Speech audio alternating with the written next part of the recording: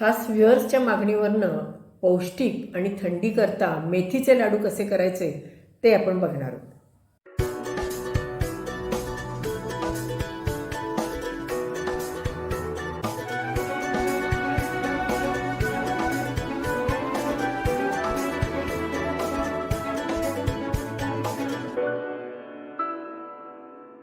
नमस्कार, मी अनुराधा तांबोळकर. अनुराधा चॅनलमध्ये तुमचं खूप खूप स्वागत आहे. बाहेर कडाक्याची थंडी पडली आणि कडाक्याची थंडी म्हणजे मेथीचे लाडू, डिंकाचे लाडू, अळीवाचे लाडू, वेगवेगळ्या प्रकारच्या खिरी आणि भाजीची रेलचेल असते, हो की नाही? आणि अशा वेळेला वेगवेगळे प्रकारचे लाडू हे केलेच जातात. मेथीचे लाडूसुद्धा घरोघरी केले जातात. विशेषतः बाळंतिणींनासुद्धा मेथीचे लाडू आवर्जून दिले जातात, कारण मेथीमध्ये असे अनेक गुणधर्म आहेत की जे बाळंतिणीकरता अतिशय उपयोगी असे आहेत. आपली कंबरदुखी असेल किंवा सांधेदुखी असेल त्याच्याकरता मेथीचा उपयोग अतिशय चांगला. म्हणूनच मेथीच्या दाण्यांचा उपयोग आपल्या रोजच्या स्वयंपाकामध्ये जरूर आणि आवर्जून केला पाहिजे असं मला नेहमी वाटतं. आता मेथीचे लाडू म्हटले की ते कडू असतातच. किती तुम्ही म्हणा की कडू नसलेले मेथीचे लाडू करून बघूयात वगैरे, काहीही नाही. मेथीचा हा कडू हा तिचा गुणधर्म आहे आणि त्यामुळे मेथीचे लाडू हे कडसर किंवा कडू हे होतातच आणि ते व्हायलाच पाहिजे आणि त्याच्यातच त्याची पौष्टिकता असते. त्यामुळे अगदी बिनकडू असे मेथीचे लाडू कधीच होत नाही. त्यामुळे आपण हे गृहीतच धरले पाहिजे की मेथीचे लाडू हे कडसर असतातच. हां, तर त्याच्यात आपण जे काही जिन्नस घालतो म्हणजे गव्हाचं पीठ असतं किंवा इतर काही डिंक असतो किंवा खारकेची पूड, खोबरं, हे ज्या गोष्टी आपण त्याच्यात त्याची पौष्टिकता वाढवण्याकरता घालतो, त्याचबरोबर ह्या गोष्टींमुळे त्याचा कडसरपणा कमी होण्यामध्ये मदत होते. परंतु मेथीचे लाडू हे कडसर किंवा कडू असतातच, हे आपण नक्की मनात ठेवूनच हे लाडू आपण केले गेले पाहिजे. चला तर मग बघूयात आपण मेथीचे लाडू कसे करायचे ते. मेथीच्या लाडवाला मेथी तर पाहिजे, तर ही आपण पाववाटी मेथी घेतलेली आहे. ही अशी बारीक मेथी घ्यायची बरं का, ती जास्त चांगली आणि चवदार असते. ही अशी एक मेथी घेतलेली आहे पाववाटी. ही मेथी भिजवायची नाही, भाजायची नाही, काही नाही, फक्त ही मिक्सरमधनं याची बारीक पूड करून घेतली. अशी बारीक पूड करून घेतल्यानंतर आपल्या नेहमीच्या चाळणीने ती चाळून घ्यायची आणि ती चाळल्यानंतर ती अशा एका वाटीमध्ये ती मेथीची पूड घालायची आणि त्याच्यामध्ये अंदाजे त्याच्या डबल तूप घालायचं. चांगलं तूप असतं की नाही, ते अगदी कडत्त गरम करायचं आणि ते त्याच्यामध्ये घालायचं आणि जवळजवळ 7-8 तास ती मेथी त्या तुपामध्ये भिजत टाकायची. काही जण या तुपाच्या ऐवजी दुधातसुद्धा मेथी भिजत टाकतात, तर आपण तुपात भिजत टाकली आहे, त्यामुळे ती मेथी चांगली भिजली जाते. आता सध्या थंडीचे दिवस आहेत, हो की नाही, कारण थंडीत लाडू करतो आहे आपण, मग त्यामुळे ते तूप सारखं थिजतं. अशा वेळेला पुन्हा ते तूप गरम करायचं. एकदा दोनदा मी आत्तापर्यंत तूप गरम केलं, त्यामुळे ते तूप पुन्हा पातळ झालं आणि ती मेथी चांगली त्याच्यामध्ये मुरली गेली. आता पुढे हे लाडू कसे करायचे ते आपण बघूयात. पहिल्यांदा आपण एक कढई घेतलेली आहे, त्याच्यामध्ये 1 टेबलस्पून आपण खसखस घालणार आहोत. ती आपण भाजून घेणार आहोत बरं का. मेथीच्या म्हणा, डिंकाच्या म्हणा, अळीवाचे म्हणा, ह्याच्यात ज्या सगळ्या गोष्टी घातलेल्या असतात ह्या पौष्टिक असतात. खसखस, खोबरं.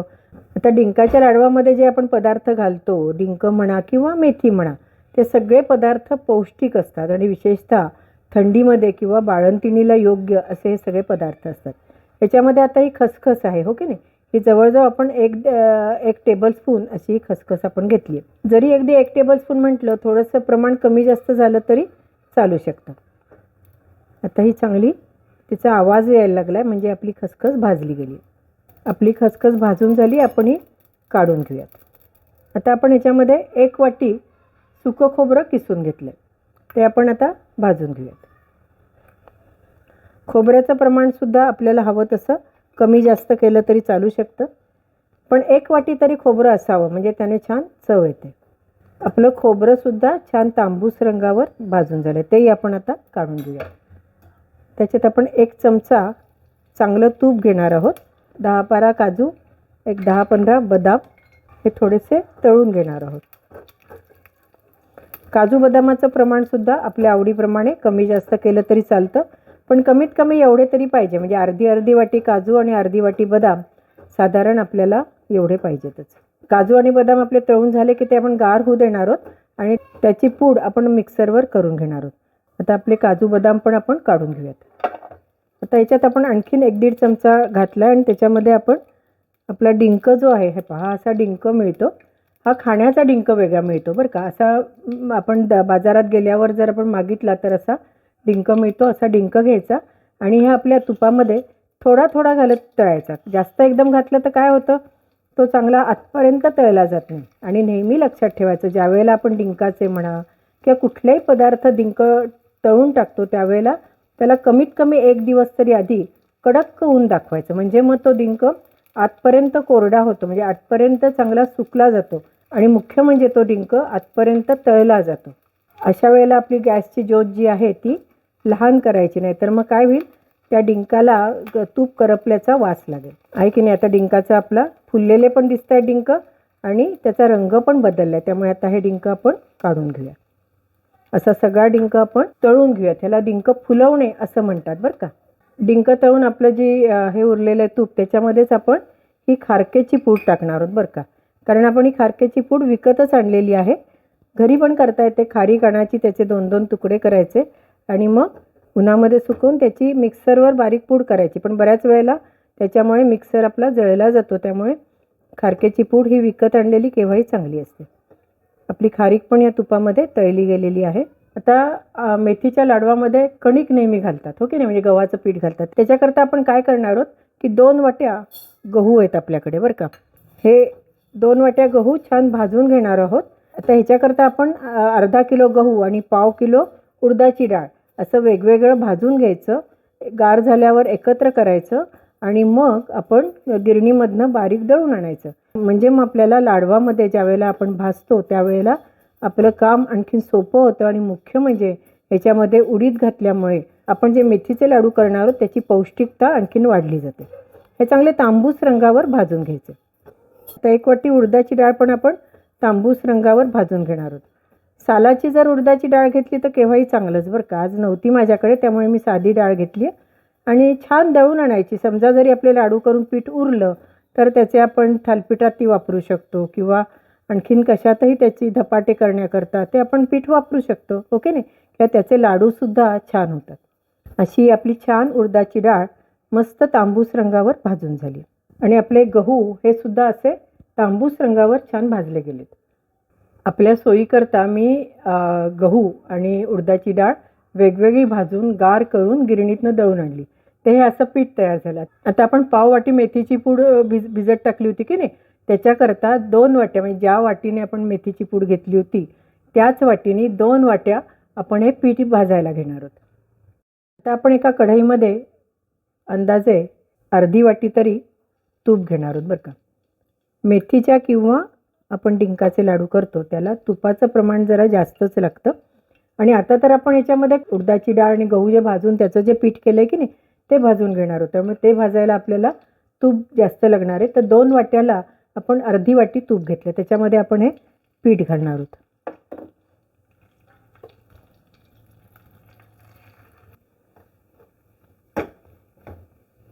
आपण आता हे पीठ आहे की नाही आपलं, ही कणिक जी आहे ही छान आपली मस्त भाजून घेऊयात. त्याच्याकरता आणखीन एक आपल्याला करता येईल की अगदी 1 चमचा तुपामध्ये आपण ते जे कोरडं पीठ होतं की नाही ते थोडंसं आधी भाजून घ्यायचं आणि मग जास्त तुपात टाकलं तरीसुद्धा चालतं. पण मला नेहमी अशा पद्धतीने केलं तर जास्त योग्य वाटतं, म्हणून मी अर्धा वाटी तुपामध्ये 2 वाट्या एकदम घालते आणि मग ते छान खरपूस भाजून घेते. गॅस मध्यम ठेवायचा, फार मोठा ठेवायचा नाही. अंदाजे इतपत रंग यायला आम्हाला 6-7 मिनटं लागलीत. गॅस अगदी लहान आहे. पीठ लवकर साईडनी लागण्याची शक्यता असते. आपलं पीठ चांगलं खरपूस भाजलं गेलेलं आहे. उडदाचा आणि गव्हाचा चांगला खरपूस वास येतोय. आपलं छान भाजलं गेलेलं आहे. आता ह्याच्यामध्ये आपण आपली जी भिजवलेली मेथी आहे की नाही ही आपण ह्याच्यामध्ये घालणार आहोत. साधारण पाव वाटी मेथीला मी पाव वाटी तूप घातलं होतं.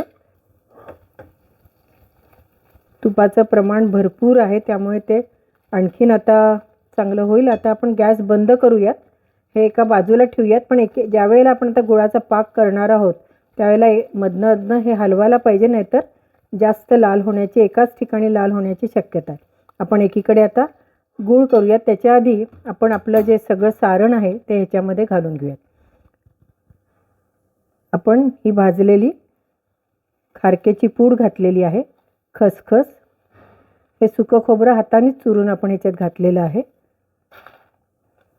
हा जो डिंक आहे हाही आपण हाताने बारीक करून जितका करता येईल तेवढा करून घालणार आहोत.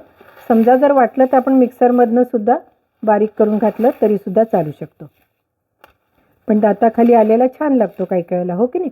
हे सगळं घातलेलं आहे आणि त्याच्यामध्ये ही काजू बदामाची पूड आहे ती सुद्धा आपण ह्याच्यात घातली. हे आता आपण सगळं मिश्रण जे आहे हे असं बाजूला करून ठेवूयात आणि तोपर्यंत आपण गुळाचा पाक करून घेऊयात. जर तुम्हाला वाटलं की नाही डिंक मला बारीक करून पाहिजे तर मिक्सरमधनं थोडासा फिरवून घेतला तरीसुद्धा चालू शकतं. साधारण जितकं पीठ आपण घेतो, म्हणजे आपण 2 वाट्या घेतलं की नाही, पाव वाटी मेथीला 2 वाट्या आपण गव्हाचं आणि उडदाचं एकत्र असं पीठ घेतलं, हो की नाही. त्याच्याकरता आपण 2 वाट्या हा गूळ घेतो. थोडासा कमी केला तरीसुद्धा चालू शकतो, आपल्या आवडीप्रमाणे आहे. मी 2 वाट्या घेतलेला आहे. त्याच्यामध्ये आपण थोडंसं पाणी घालणार आहोत. आता पाणी का बरं घालणार आहोत, कारण काय माहिती आहे का, ह्याच्यामध्ये आपण गहू आणि उडदाची डाळ वापरली, हो की नाही. त्यामुळे आपण आपला जर पाक नुसता आपण गुळाचा पाक केला असता तर तो घट्ट झाला असता आणि आपले लाडू आपल्याला वळायला त्यांनी त्रास दिला असता. त्यामुळे थोडंसं पाववाटी किंवा त्याच्याहून थोडंसं जास्त असं आपण पाणी घातलं आहे आणि त्याच्यामुळे आपला हा आता पाक तयार होईल. साधारण आपला गूळ वितळून थोडासा त्याला फेस यायला लागला की तो पाक आपण आपल्या मिश्रणात ओतायचा. आपला पाक चांगला मोहरला आहे म्हणजे याला चांगला फेस आला आहे. आपण आता बघूयात पाक आपला झाला आहे का. एकतरी आपल्याला अंदाजे पाक करायचा आहे गुळाचा सुद्धा, आहे की नाही. एकतरी पाक झाला आहे. आपण पाक बंद करूयात आणि हा गरम पाक आपण आपल्या मिश्रणावर ओतून त्याचे गरम गरम असतानाच लाडू वळायला घेऊयात. आता हे गोडांबी असतात बरं का, हे सुद्धा अगदी बदामा इतकेच पौष्टिक असतात. हे पण बाजारात आरामात मिळतात. हे पण आपण ह्याच्यामध्ये 2-4 चमचे घालणार आहोत. मग दाखवायचं राहिलं, हे सुद्धा आपण तळून घेतलेले थोड्याशा तुपामध्ये आणि त्याची ही अशी पावडर करून घेतली आहे की नाही. हे पण अतिशय पौष्टिक असतात आणि हे तळून गार करून मग त्याची पावडर ती सुद्धा आपण ह्याच्यात घालणार आहोत. नंतर ह्याच्यात आपण जायफळ घालणार आहोत. जायफळ आपण किसून घेणार आहोत.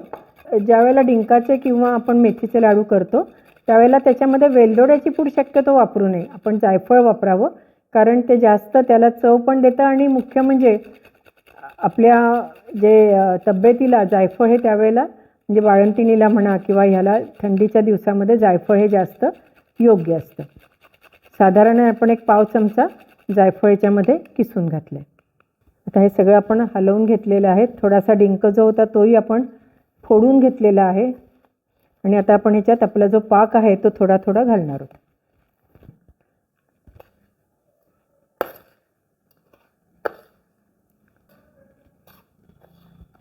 आपलं पीठ अजून गरम आहे. आता ह्या पाकामध्ये आपलं जे सगळं आपण जे मिश्रण आहे ते चांगलं मुरेल तोपर्यंत आपण ह्याचे गरम गरम असतानाच लाडू वळून घेऊयात.